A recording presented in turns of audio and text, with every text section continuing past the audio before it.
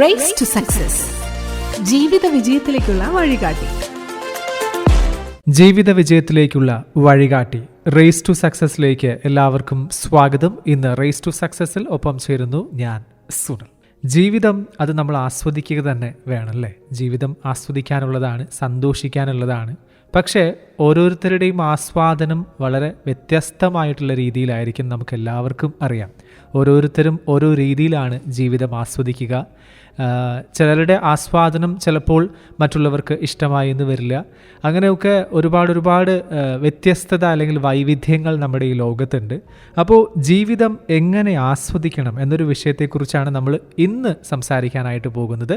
അപ്പോൾ ഈ വിഷയത്തെക്കുറിച്ച് നമ്മളോട് സംസാരിക്കാനായിട്ട് എന്നും റേസ് ടു സക്സസിൽ നമ്മളോടൊപ്പം ഓരോ വിഷയങ്ങളെക്കുറിച്ച് ആധികാരികമായിട്ട് പറഞ്ഞു തരുന്ന നമ്മുടെയൊക്കെ പ്രിയപ്പെട്ട മഹാദേവൻ പിള്ള സാറ് എത്തിയിട്ടുണ്ട്. സാർ, സ്വാഗതം. നന്ദി. ആദ്യം ജീവിതം എങ്ങനെ ആസ്വദിക്കണം എന്ന് ചോദിക്കുന്നതിന് മുന്നേ തന്നെ എന്താണ് ശരിക്കും ലൈഫ്? ഞാൻ ഇതുവരെയും അതിനെക്കുറിച്ച് അന്വേഷിച്ചുകൊണ്ടിരിക്കുകയാണ്, കിട്ടിയിട്ടില്ല. സാറിൻ്റെ ഒരു അനുമാനത്തിൽ എന്താണ് ശരിക്കും ലൈഫ്? എനിക്ക് ഓർമ്മ വരുന്നത് ഷേക്സ്പിയറിൻ്റെ ഒരു നാടകത്തിലെ വരികളാണ്. Life is a tale told by an idiot full of sounds and fury signifying nothing. ജീവിതം ഒരു കഥയാണ്. ആര് പറഞ്ഞ കഥ? ടോൾഡ് ബൈ ആൻ ഇഡിയറ്റ്, ഒരു വിഡ്ഢി പറഞ്ഞ കഥ. സിഗ്നിഫൈങ് നത്തിങ്, അതിനൊരർത്ഥവുമില്ല. Full of sounds and fury, എന്നാൽ എപ്പോഴും ശബ്ദായമാനമായ ഒന്ന്. അപ്പോൾ അർത്ഥമില്ലാത്തൊരു പ്രഹേളികയാണ് ജീവിതമെന്നാണ് 5 നൂറ്റാണ്ടിന് മുമ്പ് ഷേക്സ്പിയർ പറഞ്ഞിരിക്കുന്നത്.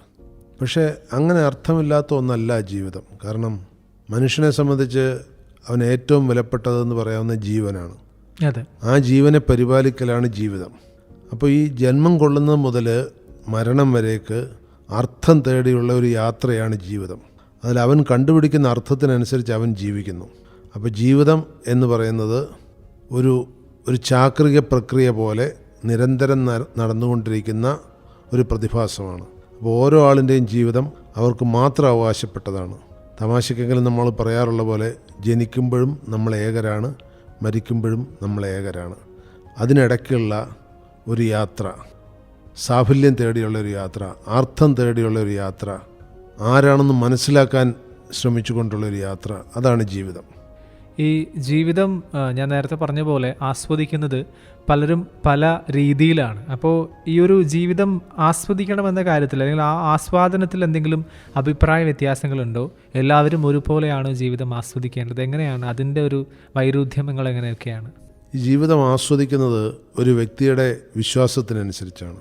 വിശ്വാസം എന്ന് പറയുമ്പോൾ അവൻ്റെ സ്വന്തമായ വിശ്വാസം, അല്ലെങ്കിൽ അവൻ പിന്തുടരുന്ന വിശ്വാസം.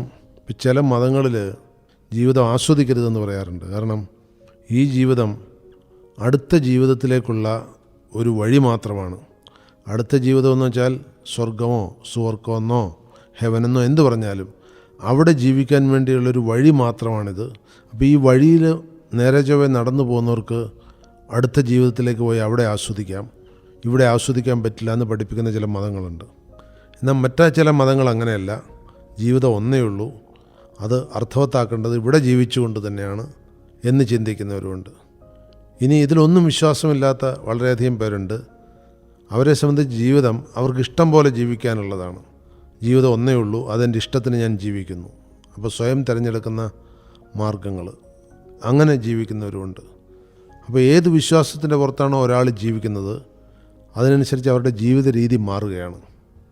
അപ്പോൾ ഈ മതങ്ങൾ ഒരു പ്രധാന പങ്ക് വഹിക്കുന്നുണ്ട് ജീവിതത്തിൽ ആസ്വാദനത്തിൽ എന്ന് തോന്നുന്നു, അല്ലേ? തീർച്ചയായിട്ടും. ഇപ്പോൾ ലോകത്ത് 90% മേൽ മനുഷ്യർ മതവിശ്വാസികളാണ്. അത് ഔദ്യോഗികമായ കണക്കിൽ 80-85 എന്നൊക്കെ ഉള്ളൂ എന്ന് പറയുന്നു. പക്ഷേ എനിക്ക് തോന്നുന്നത് ഒരു 90% മതവിശ്വാസികൾ തന്നെയാണെന്ന്. അപ്പോൾ അങ്ങനെ നോക്കുമ്പോൾ ആ മതത്തിൽ ജീവിതത്തെക്കുറിച്ച് വ്യക്തമായ കാഴ്ചപ്പാട് ആ മതസ്ഥാപകർ കൊടുത്തിട്ടുണ്ടാവും. ഇപ്പോൾ സെമിറ്റിക് മതങ്ങൾ എന്ന് പറയുന്ന 3 മതങ്ങളാണ്. ജൂതമതത്തിൻ്റെ വിഭിന്ന വഴികൾ, ക്രിസ്തു മതം, ഇസ്ലാം മതം. ഈ മതങ്ങളുടെയൊക്കെ വിശ്വാസം ആദി പാപത്തിലാണ്. അതായത് ദൈവത്തിൻ്റെ സൃഷ്ടിയാണ് ആദി മനുഷ്യർ, അവർ പാപം ചെയ്തു, അതുകൊണ്ട് പരമ്പര വന്നു എന്നാണ്. ആഡം ആൻഡ് ഈവ്, ആദം ഹവ്വ എന്ന ജൂതമതത്തിലും ക്രിസ്തുമതത്തിലും പറയുന്നു. ഇസ്ലാം മതത്തിൽ അവരെ ആദം നബി എന്നാണ്. അവർ ആദത്തിനെ തന്നെ ഒരു നബി എന്ന് വെച്ചാൽ ഒരു പ്രവാചകനായിട്ട് അവർ കണക്കൂട്ടുന്നുണ്ട്. അപ്പോൾ അവരുടെ തെറ്റിൽ നിന്നാണ് മനുഷ്യ സന്തതി പരമ്പര ഉടലെടുത്തതെന്നും അതുകൊണ്ട് തെറ്റിനെ ഇല്ലാതാക്കാൻ ശ്രമിക്കലാണ് sin. Human beings are sinners. മനുഷ്യരെല്ലാവരും ആദ്യ പാപത്തിൻ്റെ സന്തതികളാണെന്നും ആ പാപത്തിൽ നിന്ന് പുറത്തു കടക്കേണ്ടത് മനുഷ്യ ജീവിതം കൊണ്ടാണെന്നും വിശ്വസിക്കുന്നവരുണ്ട്.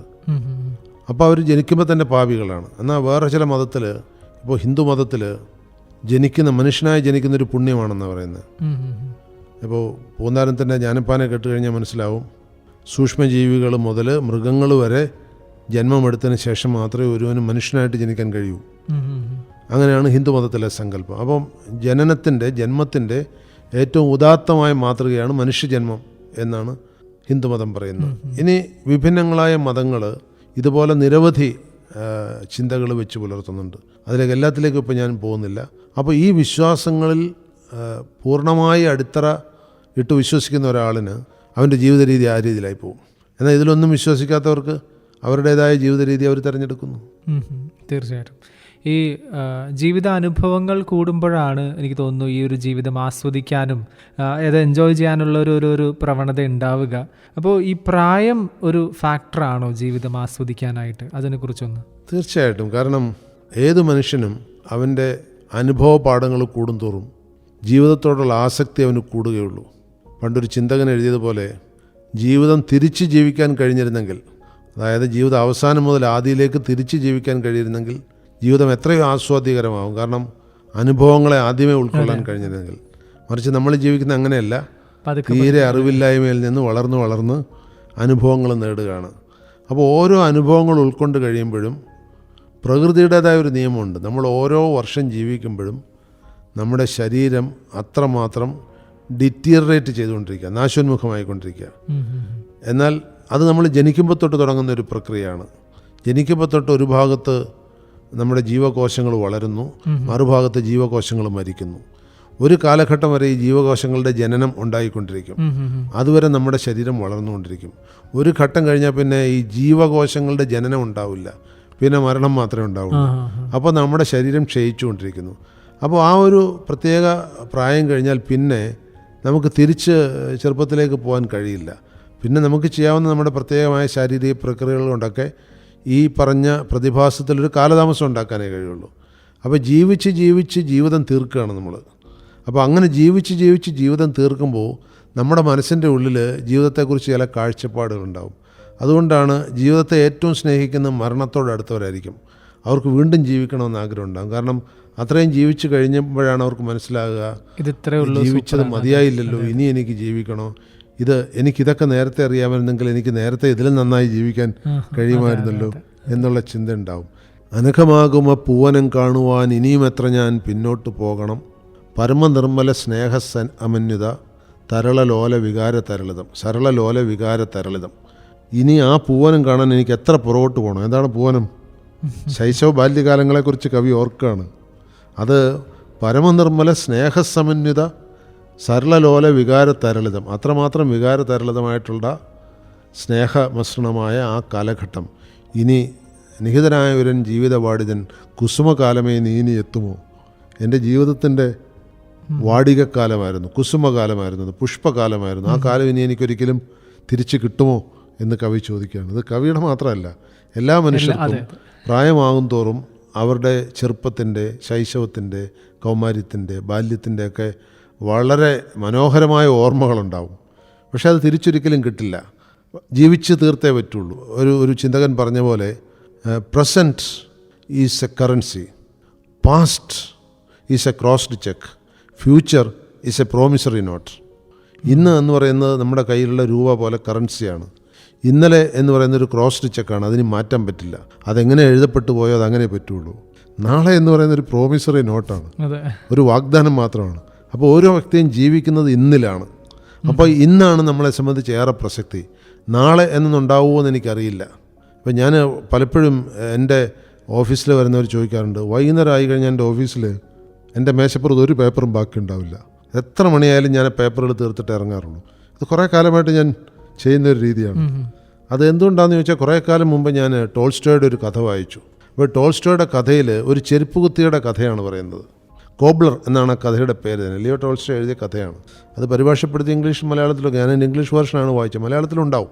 ഈ കോബ്ലർ എന്ന് പറഞ്ഞ കഥയിൽ ഒരു ചെരുപ്പ് കുത്തി ഒരിടത്തിരുന്ന് ചെരുപ്പ് കുത്തിക്കൊണ്ടിരിക്കുകയാണ്. പെട്ടെന്ന് അയാളുടെ ഇടയ്ക്ക് ഒരു ചെറുപ്പക്കാരൻ പ്രത്യക്ഷനായി, എന്നെ കൂടി ഈ പണിയിൽ കൂട്ടുമോ എന്ന് ചോദിച്ചു. അപ്പോൾ ഈ ചെരുപ്പ് കുത്തി കൂടിക്കോളൂ എന്ന് പറഞ്ഞു. കുറച്ച് കഴിഞ്ഞപ്പോൾ ആ നാട്ടിലെ ഏറ്റവും ധനികനായ ഒരു മനുഷ്യൻ കുതിരവണ്ടിയിൽ, അന്ന് കുതിരവണ്ടിയാണല്ലോ ഏറ്റവും വില കൂടിയ വണ്ടി, കുതിരവണ്ടിയിൽ വന്ന് അവിടെ നിൽക്കുന്നു.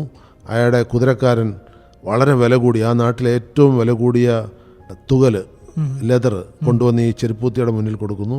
എന്നിട്ട് പറയുന്നത്, എൻ്റെ യജമാനൻ വണ്ടിയിലിരിപ്പുണ്ട്, അദ്ദേഹത്തിൻ്റെ അളവുകൾ നിങ്ങൾക്കറിയാമല്ലോ, ലോകത്ത് വെച്ച് ഏറ്റവും മനോഹരമായി ഉണ്ടാക്കാൻ പറ്റുന്ന ഒരു ജോഡി ചെരുപ്പുണ്ടാക്കണം, ഞാൻ വന്ന് വാങ്ങിച്ചോളാം എന്ന് പറഞ്ഞ് കുതിരക്കാരൻ അയാളെ ഏൽപ്പിക്കുന്നു. അപ്പോൾ ഈ അടുത്തിരിക്കുന്ന ചെറുപ്പക്കാരൻ ഇത് കണ്ട് ചിരിക്കുന്നു.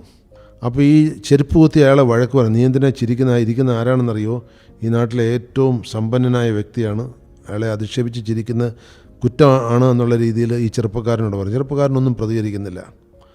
എന്നിട്ട് ഈ ചെരുപ്പ് കുത്തി ചെറുപ്പക്കാരനോട് പറയുന്നു, നിനക്ക് പണി അറിയാമല്ലോ, നീ ഈ ചെരുപ്പുകൾ മനോഹരമായിട്ടുള്ള ഷൂസ് ഉണ്ടാക്കാൻ വേണ്ടി വെട്ടിയെടുക്കാൻ പറയുന്നു. കുറച്ച് കഴിഞ്ഞ് ചെരുപ്പ് കുത്തി നോക്കുമ്പോൾ ഈ ചെറുപ്പക്കാരൻ ഈ ഷൂസിനെ ഈ മരിച്ച ശവത്തിൽ അണിയിക്കുന്ന ചെരുപ്പുകളുണ്ട്, റഷ്യയിൽ അങ്ങനെ ഒരു കസ്റ്റമുണ്ട്, അതിൻ്റെ രൂപത്തിൽ വെട്ടി വെച്ചിരിക്കുന്നു. അപ്പോൾ ഈ ചെരുപ്പ് കുത്തിയായി ചെറുപ്പക്കാരനോട് തട്ടിക്കയറുകയാണ്, നീ എന്താ ചെയ്ത്, ഏറ്റവും വില കൂടിയ തുകലിനെ നീ നശിപ്പിച്ചോ എന്ന് ചോദിച്ചിട്ട് ചീത്ത പറഞ്ഞുകൊണ്ടിരിക്കുമ്പോൾ പെട്ടെന്ന് ആദ്യം വന്ന ആ കുതിരക്കാരൻ ഓടിയെത്തുകയാണ്. അവൻ വന്നിട്ട് ചോദിക്കുന്നു, നിങ്ങളാ ഷൂസ് തയ്ച്ചോ എന്ന് ചോദിക്കുന്നു. അപ്പോൾ ചെരുപ്പൂത്തി പറഞ്ഞ്, ഇല്ല തയ്ച്ചില്ല എന്ന് പറയുന്നു. അപ്പോൾ പറഞ്ഞു, ഇനി അത് ഷൂസായിട്ട് തയ്ക്കണ്ട, അത് ജഡത്തിൽ അണിയാനുള്ള ചെരുപ്പായിട്ട് തയ്ച്ചാൽ മതി, കാരണം ഞാനിവിടെ കൊണ്ടുവന്ന് പോയ എൻ്റെ യജമാനൻ അങ്ങെത്തുന്നതിന് മുന്നേ തന്നെ മരിച്ചിരിക്കുന്നു. അപ്പോൾ ഈ കഥ നമുക്ക് മനസ്സിലാക്കി തരുന്ന ഒരു കാര്യമുണ്ട്. നമ്മുടെ ജീവിതം എന്ന് പറയുന്നത് ഏത് നിമിഷവും അപ്രത്യക്ഷമാകാവുന്ന ഒരു രീതിയാണ്. അതുകൊണ്ട് ജീവിച്ചിരിക്കുമ്പോൾ ജീവിക്കുക, ലിവ് വൈൽ യു ലിവ്.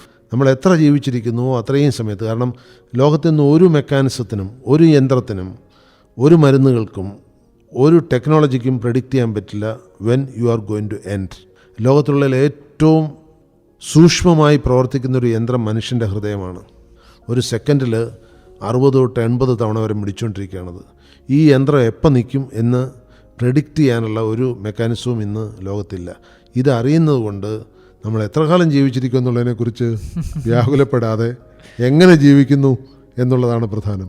ഈ ഒരു ചിന്ത ഉള്ളിൽ പോയി കഴിഞ്ഞാൽ തന്നെ നമുക്ക് ജീവിതം ആസ്വാദ്യകരമാക്കാം. തീർച്ചയായിട്ടും. ഇപ്പോൾ നമ്മളുടെ ജീവിതം ആസ്വാദികരമാക്കുന്നതിന് പ്രധാന പങ്ക് വഹിക്കുന്ന 1-2 ഘടകങ്ങളാണ് കലയും സംഗീതവും സാഹിത്യവും ഒക്കെ, അല്ലേ?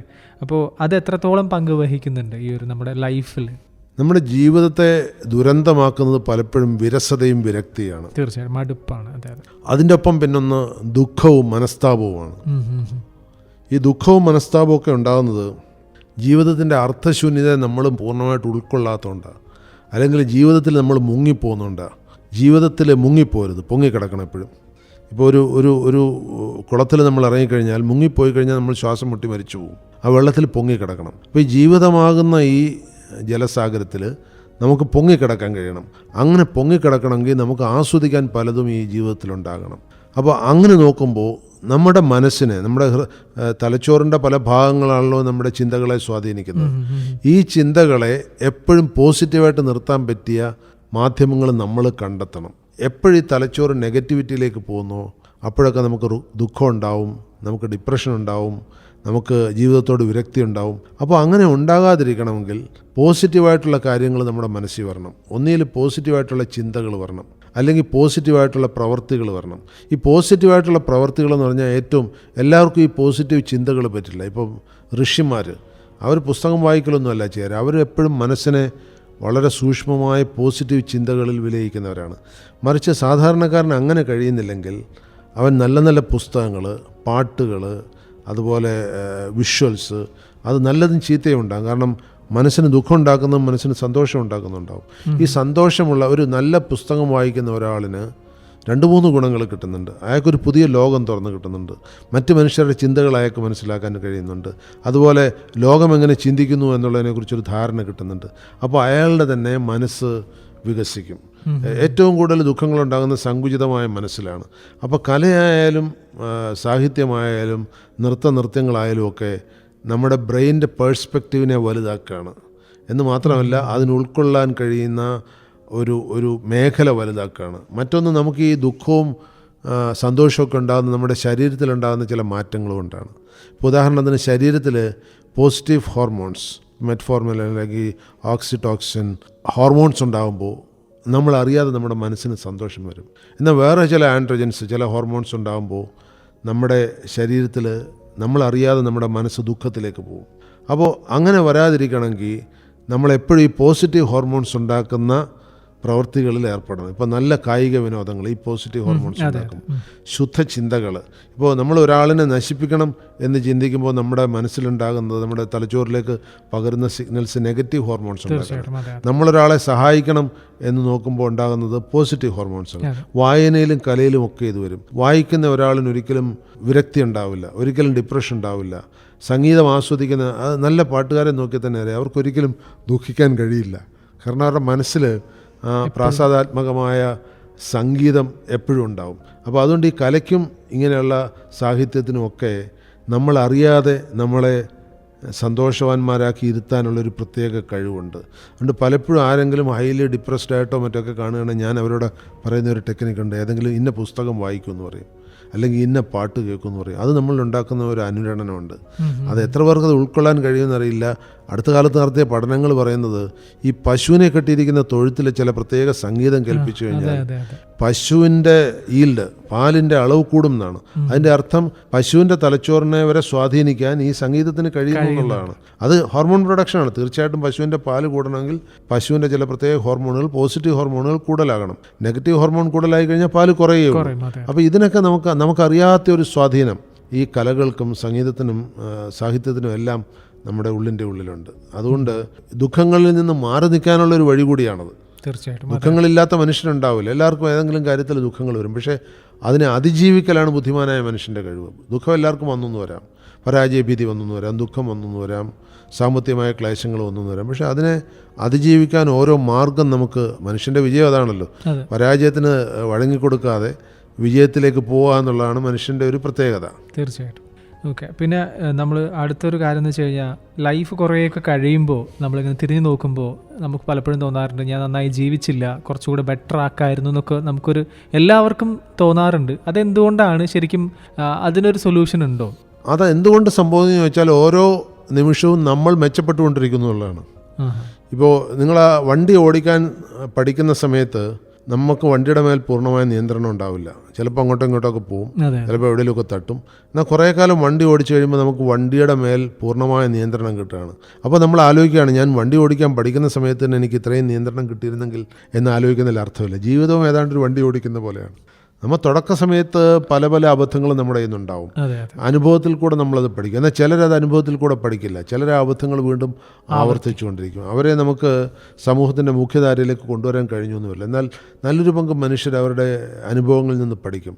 അപ്പോൾ ആ പഠിക്കുന്ന കാര്യങ്ങൾ നമ്മൾ നമ്മുടെ ജീവിതത്തിൽ കറക്റ്റ് ചെയ്യാൻ ശ്രമിച്ച് വിജയിക്കുകയാണെങ്കിൽ നമ്മൾ വിജയിയായി. കാരണം ജീവിതത്തിൻ്റെ ആത്യന്തിക ലക്ഷ്യം എന്താ? ഞാൻ പലപ്പോഴും ക്ലാസ്സിൽ പോകുമ്പോൾ കുട്ടികളോട് ചോദിക്കാറുണ്ട്, നിങ്ങളുടെ ജീവിതത്തിൻ്റെ ആത്യന്തിക ലക്ഷ്യം എന്താണെന്ന്. ചിലർ പറയും എനിക്ക് വലിയൊരു ജോലി വേണം, ചിലർ പറയും എനിക്ക് ഒരുപാട് പണം വേണം, ചിലർ പറയും എനിക്ക് വലിയ ഏറ്റവും വില കൂടിയ കാറുകൾ വേണം. ഇങ്ങനെ പല പല ആവശ്യങ്ങളുണ്ട്. പക്ഷേ കുറച്ച് കുട്ടികളെങ്കിലും വളരെ ശാന്തരായിരുന്നു പറയാറുണ്ട് ജീവിതത്തിൻ്റെ ആത്യന്തിക ലക്ഷ്യം സന്തോഷം ആണെന്ന്. അപ്പോൾ ഞാൻ ആ കുട്ടികളിലേക്ക് നോക്കുമ്പോൾ അവരിൽ ഒരു പക്വത കാണാൻ പറ്റും. അപ്പോൾ ഈ പക്വത വരുന്ന എല്ലാവർക്കും അറിയുന്ന ഒരു കാര്യമാണ് ജീവിതത്തിൻ്റെ പരമമായ ലക്ഷ്യം സന്തോഷമാണ്, ഹാപ്പിനെസ്. അത് ചിലർക്ക് പണം കൊണ്ട് കിട്ടും, ചിലർക്ക് പല മെറ്റീരിയൽ ബെനിഫിറ്റ്സ് കൊണ്ട് കിട്ടും, ചിലർക്ക് നല്ല ചിന്തകൾ കൊണ്ട് കിട്ടും, ചിലർക്കതൊന്നുമില്ലാതെ. ഇപ്പോൾ ഉദാഹരണത്തിന് ഏറ്റവും കൂടുതൽ സന്തോഷം അനുഭവിക്കുന്നവർ തപസ്സിരിക്കുന്ന ഋഷിമാരാണെന്ന് പറയാറുണ്ട്. അവർക്ക് മെറ്റീരിയൽ വേൾഡുമായിട്ട് യാതൊരു ഭൗതികമായ എല്ലാ സാഹചര്യങ്ങളെയും അകറ്റി നിർത്തിക്കൊണ്ട് ഈ പറഞ്ഞ ഒരു പ്രത്യേക നിലവാരത്തിലേക്ക് അവരെത്തുകയാണ് സന്തോഷത്തിൻ്റെ. അത് എല്ലാവർക്കും അത്ര എത്തിപ്പെടാൻ കഴിയില്ല. സന്തോഷത്തിൻ്റെ തന്നെ ഒരു ഉത്തുംഗ നിലവാരമുണ്ട്, അത് സാമാന്യ മനുഷ്യന് എത്താൻ കഴിയില്ല. അപ്പോൾ അങ്ങനെയും എത്താം. അപ്പോൾ ഇല്ലായ്മ വഴിയും അങ്ങനെ എത്താൻ കഴിയും. അപ്പോൾ ഓരോ മനുഷ്യനും അവിടേക്ക് എത്തിച്ചേരാൻ കഴിയുന്ന വഴികൾ പലതാണ്. അപ്പം നമ്മുടെ ആത്യന്തികമായ ലക്ഷ്യം സന്തോഷമാണ്. ഇപ്പോൾ ഒരു കൊച്ചുകുട്ടിക്ക് സന്തോഷത്തിനൊരു കളിപ്പാട്ടം കിട്ടിയാൽ മതിയാവും. ഒരു മുതിർന്ന ഒരു ചെറുപ്പക്കാരന് ഒരു പക്ഷേ ഒരു മോട്ടോർ സൈക്കിളായിരിക്കും വേണ്ടി വരിക. എന്നാൽ വളരെ പ്രായമായ ഒരാളിന്, ചിലപ്പോൾ ഒരു 60-70 വയസ്സായ ഒരാളിന് സാമൂഹികമായ അംഗീകാരമായിരിക്കും ചിലപ്പം. അയാളുടെ ഇഷ്ടം പോലെ പണം ഉണ്ടാവും, പക്ഷേ അയാൾക്ക് സമൂഹത്തിൻ്റെ ഒരു അംഗീകാരം കിട്ടണമെന്നായിരിക്കും അയാളുടെ ആഗ്രഹം. ലഭിക്കണം. അപ്പോൾ അതുകൊണ്ട് പ്രായത്തിനനുസരിച്ച് സന്തോഷത്തിൻ്റെ മാനദണ്ഡങ്ങൾ മാറിപ്പോവും. മനുഷ്യൻ്റെ ആത്യന്തികമായ ലക്ഷ്യം അവൻ്റെ ജീവിതത്തിൽ സന്തോഷം കണ്ടെത്തുക എന്നുള്ളത് തന്നെയാണ്. അപ്പോൾ ഈ പണത്തിനോ സമ്പത്തിനോ അതിനൊന്നും പ്രാധാന്യം അധികം കൊടുക്കണ്ട, സന്തോഷം അതൊക്കെ മാർഗങ്ങളാണ്. മാക്കിയവെല്ലി പറഞ്ഞ പോലെ ഈ ലക്ഷ്യം മാർഗത്തെ ന്യായീകരിക്കും. അപ്പോൾ സന്തോഷത്തിലേക്ക് എത്തിപ്പെടാനുള്ള, ഞാൻ പറഞ്ഞില്ലേ, ഇപ്പോൾ ഹാപ്പിനെസ് ഇൻഡെക്സ് എന്നൊരു കോൺസെപ്റ്റ് ഉണ്ട് പാശ്ചാത്യ നാടുകളിൽ. അത് ഇന്ത്യയിൽ വളരെ കൂടുതലാണെന്നാണ് പറയാറ്. എന്തുകൊണ്ട് വളരെ കൂടുതലെന്ന് പറഞ്ഞു കഴിഞ്ഞാൽ മെറ്റീരിയൽ കംഫർട്ട് ഇല്ലാതെ തന്നെ, അതായത് ഭൗതികമായ സാഹചര്യങ്ങൾ അധികമില്ലാതെ തന്നെ സന്തോഷത്തോടെ കൂടെ ജീവിക്കാൻ പറ്റുന്ന ഒരു ജനതയാകുള്ളത് ഇന്ത്യയിലേ ഉള്ളൂ. അത് നമ്മുടെ സംസ്കാരത്തിൻ്റെ ഒരു പ്രത്യേകതയാണ്. ഇപ്പോൾ ഉദാഹരണത്തിന് ഒരു പാശ്ചാത്യ നാട്ടിൽ അയാൾക്ക് വലിയൊരു വീടോ അല്ലെങ്കിൽ നല്ലൊരു വാഹനമോ അല്ലെങ്കിൽ കയ്യിൽ ബാങ്ക് ബാലൻസ് ഒന്നും ഇല്ലെങ്കിൽ അവർക്ക് സന്തോഷം ഉണ്ടാവില്ല ഒരിക്കലും. എന്നാൽ ഇതൊന്നുമില്ലാതെ ഇപ്പോൾ ശ്രീകൃഷ്ണൻ്റെയും കുചേലൻ്റെയും കഥ പറഞ്ഞ പോലെ കുചേലൻ അസന്തുഷ്ടനാണെന്ന് ഒരിക്കലും പറയാൻ പറ്റില്ല. അത് ഒരു ഇന്ത്യയുടെ പ്രത്യേകതയാണ്. നമുക്ക് ഇല്ലായ്മയിലും സന്തോഷം കണ്ടെത്താൻ കഴിയും. ഉണ്മയിൽ മാത്രമല്ല, അത് മറ്റ് പല ദേശങ്ങളിലും നടക്കാറില്ല. കാരണം അവരുടെ ജീവിതം തന്നെ മെറ്റീരിയലിസ്റ്റിക്കാണ്. നമ്മുടെ ജീവിതം അങ്ങനെ ആയിരുന്നില്ല. ഇപ്പോൾ ഇന്ത്യയിലെ ഏറ്റവും ശ്രേഷ്ഠമായ സ്ഥാനം കിട്ടിയിരുന്നത് സന്യാസിമാർക്കാണ്. ഈ സന്യാസിമാർക്ക് സ്വന്തമായിട്ടൊന്നും ഉണ്ടാവില്ല. ഭക്ഷണം കൂടി അവർ ഭിക്ഷ എടുത്ത് ജീവിക്കണം എന്നുള്ളതായിരുന്നു സനാതന ധർമ്മം. അങ്ങനെ നോക്കുമ്പോൾ അവരാണ് ഏറ്റവും സന്തുഷ്ടരായ മനുഷ്യർ, ഏറ്റവും പൂജ്യരായ മനുഷ്യർ. അവരുടെ കാലുതൊട്ടാണ് ആളുകൾ വന്ദിക്കുന്നത്. അങ്ങനൊരു സംസ്കാരം നമ്മുടെ ഇവിടെ മാത്രമേ ഉള്ളൂ. മറ്റൊരു രാജ്യത്തും അങ്ങനൊരു സംസ്കാരം ഉണ്ടായിരുന്നില്ല. വേറൊരു കാര്യം, ഇപ്പോൾ സന്തോഷത്തിൻ്റെ കാര്യം സാർ ഇങ്ങനെ പറഞ്ഞിട്ടുണ്ടായിരുന്നു. പൊതുവെ നമ്മുടെ ഇന്ത്യയിൽ, സാറ് പറഞ്ഞു ഇന്ത്യയിൽ തന്നെയാണ് കൂടുതലും സന്തോഷമുള്ള ആൾക്കാർ. പക്ഷേ എങ്കിൽ കൂടിയും ഞാൻ കേട്ടിട്ടുണ്ട് ഈ മതം ഉള്ള രാജ്യങ്ങളിൽ പൊതുവെ ഈ ഒരു സന്തോഷത്തിൻ്റെ അളവ് കുറയും, അങ്ങനെയൊക്കെ ഞാൻ കേട്ടിട്ടുണ്ട്. പണ്ടെപ്പോഴും വായിച്ചതാണ്. അത് എത്രത്തോളം ശരിയാണ്? ഈ ഒരു മതവിശ്വാസവും സന്തോഷവും തമ്മിലൊരു ബന്ധമുള്ളതുപോലെ ഞാൻ ഇങ്ങനെ കേട്ടിട്ടുണ്ട്. അത് ശരിയാണ്. കാരണം ചില മതങ്ങൾ അനുയായികൾ അധികം സന്തോഷിക്കരുതെന്ന് നിർദ്ദേശിക്കാറുണ്ട്. ഹിന്ദുമതത്തിൽ അങ്ങനെയില്ല. ഹിന്ദുമതത്തിൽ സന്തോഷിക്കുന്നതിൽ ഒരു തെറ്റും പറയുന്നില്ല. പക്ഷേ ഹിന്ദുമതത്തിൽ സന്തോഷത്തിൻ്റെ പരമകാഷ്ഠ എന്ന് പറയുന്നത് ഈശ്വരനിൽ വിലയം പ്രാപിക്കുക എന്നുള്ളൊരു സങ്കല്പമുണ്ട്. അല്ലാതെ സന്തോഷിക്കാൻ വേണ്ടിയിട്ട് ഭൗതിക സാഹചര്യങ്ങളെ മെച്ചപ്പെടുത്തണമെന്ന് പറയുന്നില്ല. ഹിന്ദുമതത്തിലൊരു പ്രത്യേകതയാണ്. പക്ഷേ ഹിന്ദുമതത്തിൻ്റെ തന്നെ പല ഭാഗങ്ങളിൽ ആനന്ദമതം എന്ന് വെച്ചാൽ ജീവിതത്തിൽ ആനന്ദം കണ്ടെത്തുക എന്നുള്ളൊരു സങ്കല്പം വളരെ സജീവമാണ്. അപ്പോൾ അതുകൊണ്ട് ഹിന്ദുമതത്തിൽ അങ്ങനെ സന്തോഷിക്കാതെ ജീവിക്കണം എന്നെവിടെയും പറയുന്നില്ല. എന്നാൽ ചില മതങ്ങൾ സന്തോഷത്തിന് കടിഞ്ഞാണ് ഏർപ്പെടുത്തുന്നുണ്ട്. ആ മതങ്ങളിൽ അധികം സന്തോഷിക്കരുതെന്നാണ് അനുയായികളോട് പറയാറ്. കാരണം ഇവിടെ ഈ ഭൂമിയിൽ സന്തോഷിക്കുന്നത് കുറ്റകരമാണ്, നിങ്ങൾ സന്തോഷിക്കേണ്ടത് ഇവിടെയല്ല, നിങ്ങൾ മറ്റൊരു ലോകത്താണ് സന്തോഷിക്കേണ്ടത് എന്ന് പറയുന്ന മതങ്ങളുമുണ്ട്. പക്ഷേ നമ്മുടെ മതത്തിൽ അങ്ങനെ, ഹിന്ദുമതത്തിൽ അങ്ങനെ ഒരു സങ്കല്പമില്ല. അതുകൊണ്ട് തന്നെ ഹിന്ദുമത അനുയായികൾ, അതുകൊണ്ടായിരിക്കണം ഇന്ത്യയിൽ ഒരുപക്ഷെ ഇത്രയൊക്കെ പട്ടിണി ഉണ്ടെങ്കിലും, ഇന്ത്യയിൽ ഇപ്പോൾ നമ്മൾ GDP-യിലൊക്കെ ലോകത്തിൻ്റെ ആദ്യത്തെ 5-ൽ എത്തിക്കഴിഞ്ഞു ഇതിനകം തന്നെ. പക്ഷേ എങ്കിൽ കൂടിയും ഇന്ത്യയിൽ പട്ടിണി ധാരാളം ആളുകളുണ്ട്, പട്ടിണി കിടക്കുന്നവർ ധാരാളമുണ്ട്. ഈ പട്ടിണിക്കിടയിലും സന്തുഷ്ടരായി ജീവിക്കുന്നവരും അതൊരു പാരഡോക്സാണ്, ശരിക്കും ഒരു വിരോധാഭാസമാണ്. അത് ഇന്ത്യയിൽ മാത്രമേ കാണാൻ കഴിയുള്ളൂ. എന്നുവെച്ചാൽ അന്നന്ന് ഭക്ഷണം കഴിക്കാനുള്ള വകയുള്ളെങ്കിലും ജീവിതത്തിൽ സന്തോഷം കണ്ടെത്താൻ കഴിയുന്ന ഒരു പ്രത്യേക മാനസികാവസ്ഥ ഉള്ളവർ നമ്മുടെ രാജ്യത്തുണ്ട്.